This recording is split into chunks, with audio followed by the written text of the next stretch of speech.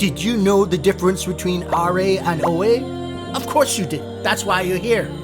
In this video, we'll go through the differences together. Let's do this! So what is RA? No, it's not the name of a rapper. It stands for Retail Arbitrage. It's like a treasure hunt in a retail store. You go around with your phone, finding gems all around the store to resell on Amazon for a profit. It's like Willy Wonka's golden ticket, except there's no ticket and you're not a kid. You could use programs like Profit Bandit or Selleramp.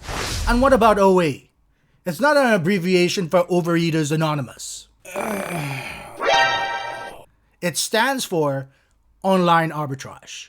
It's like shopping online, but instead of buying stuff for yourself, you're buying stuff to sell on Amazon with no pants required.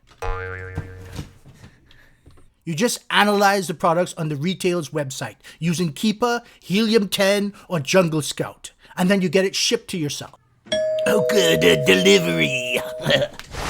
Now they both have their benefits and their downfalls. With RA, you can go straight to the store, check the quality of the product, make sure that they have the right amount of products, and buy it directly. Also with RA, you can also find products that only RA sellers can go and find because retail stores don't always post all their products online. So you have less competition that way. Now with OA, you have a much larger selection of stores to choose from because you can be shopping online. So you're not reduced to just the stores in your state or your town. You also use up a lot less time because you're not out driving, shopping, stuffing your car full of stuff. And if you are using a fulfillment center, you could save yourself even more time.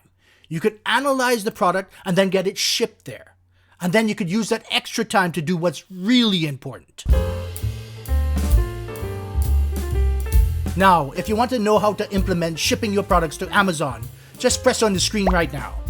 And if you haven't, subscribe, like, and I'll see you in the next video.